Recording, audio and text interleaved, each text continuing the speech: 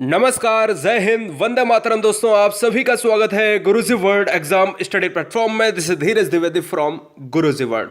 राष्ट्र हित में शिक्षा। दोस्तों, आज की इस वीडियो में हम विश्लेषण करने वाले हैं नई शिक्षा नीति अहम बदलाव। यानी आज इस वीडियो को देखने के बाद आपके दिमाग में, जहन में कोई भी क्वेश्चन और कोई भी डाउट नहीं रहने वाला है। देखते हैं इस नीति से हमारे शिक्षा क्षेत्र में क्या बदलाव आया है, क्या शिक्षक से लेकर एक छात्र तक असर क्या पड़ा है, वो हम पूरी तरीके से आपको ग्राफिकल समझाने वाले हैं। चलते स्टार्ट करते हैं। इसमें अहम 3 मुद्दे बहुत इंपॉर्टेंट हैं जिसको हमारे शिक्षा विभाग ने चेंज किया है। अब यहां तक बहुत ही कुछ परिवर्तन हो चुका है, वो आपके सामने 2 मिनट के अंदर आपके दिमाग में सेट करने वाले हैं। सबसे पहले हम बात करते हैं कि भाई कैबिनेट की बात करें तो नई शिक्षा नीति आपने बहुत सालों से सुन रहे हैं कि ये आने वाला है, ये चेंजमेंट होने वाला है। तो आखिर वो समय आ चुका है, खत्म हो चुका है वो समय।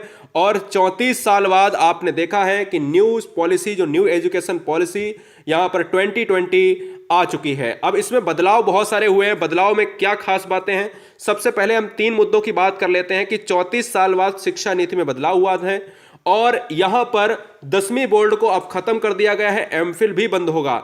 ये 3 हमारी हेडलाइट हैं। यानी हम कह सकते हैं कि मानव संसाधन मंत्रालय अब होगा शिक्षा मंत्रालय, यानी मानव संसाधन मंत्रालय भी अब पूरी तरीके से शिक्षा मंत्रालय में कन्वर्ट हो गया है। अब बात करते हैं, सबसे पहला जो बदलाव हुआ है वो 10वीं को खत्म कर दिया गया है, 10th वर्ल्ड को खत्म किया है। अब 10+2 की हम बात करते थे जब भी हम कहते थे कि भाई किसी भी सरकारी नौकरी में हम फॉर्म डालने के लिए हमें 10+2 चाहिए होता है। तो सिंपल सी बात सुनिएगा कि अब 10+ यहां पर 2 खत्म करके, यानी 12वीं को खत्म करके क्या कर दिया गया है, 5, 3, 3, 4 के पैटर्न पर डिवाइड कर दिया गया है। मतलब क्या है इसका कि 10 से लेकर उसके पहले का जो समय है, यानी कक्षा 9 से लेकर कक्षा 12 तक जो 4 साल का समय है, उसमें इस बच्चा सेमेस्टर पढ़ाई करेगा।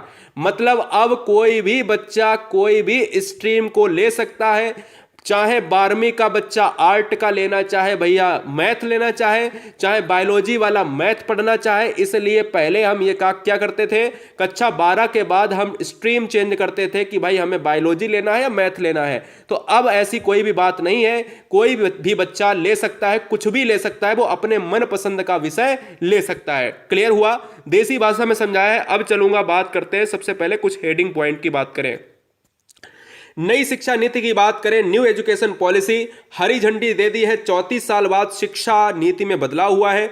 निशंक जी, यहां पर रमेश पोखरियाल निशंक ने कहा कि भैया यहां पर जो पहले का रास्ता था वो बंद होगा और अब नया रास्ता खुलने वाला है। कुल मिलाकर अगर मैं बात करूं यहां पर अगली स्लाइड पर कि 9वीं से 12वीं तक की जो आपकी परीक्षा होती थी, आप कहते थे कि भाई 10th का बोर्ड परीक्षा देना है, 12th का बोर्ड देना है, वो पूरी तरीके से खत्म हो गया है। अब 9 से जो 12th का जो होगा आपका होगा, उसमें कोई भी विषय आप ले सकते हो। इंग्लिश कोई जरूरी नहीं है, इंग्लिश को बिल्कुल पूरी तरीके से खत्म कर दिया गया है। यानी अगर चाहोगे तो फिर ले सकते हो। और यहां तक कि बहुत सारे ऑप्शंस खोल दिए गए हैं जो मैं आगे यहां पर स्लाइड में बताने वाला हूं।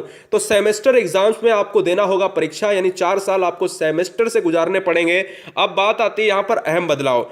नई शिक्षा नीति के तहत अहम बदलाव में 5वीं तक के जो छात्र होंगे उनकी तो भैया बल्ले बल्ले है, यानी उनको खेल कूद में सिखाया जाएगा। जो कक्षा 5 तक के बच्चों पे ज्यादा प्रेशर दिया जाता था, अब उनको क्या है, उनको खेल माध्यम से मातृभाषा में, स्थानीय भाषा में, राष्ट्रभाषा में ही पढ़ाया जाएगा। ये छोटे बच्चे 5वीं तक के बच्चों के लिए है। इसके अलावा जो हम नेक्स्ट स्लाइड में बात करने वाले हैं कि भैया बाकी के विषय, अब देखिएगा यहां पर बात करते हैं। यहां पर अगर हम बात करें अंग्रेजी ही क्यों ना हो, देखिएगा अंग्रेजी पर कोई भी जोर नहीं दिया गया है। हर कोई बच्चा कोई भी स्ट्रीम ले सकता है। 9वीं से 12वीं क्लास तक की सेमेस्टर में परीक्षा होगी। हमने बताया आपको फार्मूला 10+2 की जगह पर कर दिया गया है, 5, 3, 3, 4 में कर दिया गया है। वहीं कॉलेज की डिग्री 3 और 4 साल की होगी। मतलब अभी तक आप बीएससी करते थे तो आपको हर साल मार्कशीट मिलती थी, यानी पहली साल में आपको सर्टिफिकेट मिलेगा, दूसरे साल में आपको डिप्लोमा मिलेगा, अब तीसरे साल में आपको डिग्री मिलेगी। अब यह भी अहम बदलाव है। अब बात करते हैं, बहुत ही जबरदस्त स्लाइड में कहता है कि अब मनपसंद आप विषय चुन सकोगे। स्कूल से स्ट्रीम सिस्टम को खत्म किया है। अब आप कला वाला बच्चा, बायोलॉजी वाला बच्चा की बात करता था, कहता था कि 10th 11th 12th के बाद हम क्या करेंगे। हम कहते थे सर कि भाई हम आर्ट लेंगे, तो आर्ट वाले के लिए यह विषय था, वो मैथ नहीं ले सकता था। हम कहते थे कि बायोलॉजी वाला बच्चा मैथ नहीं ले सकता था, या मैथ वाला बच्चा कह सकते थे कि बायोलॉजी ले सकता है क्या। हम कहते थे कहीं ना कहीं बाउंडेशन था। अब स्कूलों से स्ट्रीम सिस्टम को खत्म किया गया है और हम कह सकते हैं कि कोई भी बच्चा किसी भी तरीके का सब्जेक्ट ले सकता है, क्योंकि सेमेस्टर मात्र बना दिया है। कोई भी बच्चा कुछ भी ले सकता है, ये एक लागू नई शिक्षा नीति में कर दिया गया है। अब मैंने कह दिया कि भाई चुन सकेंगे मनपसंद के विषय।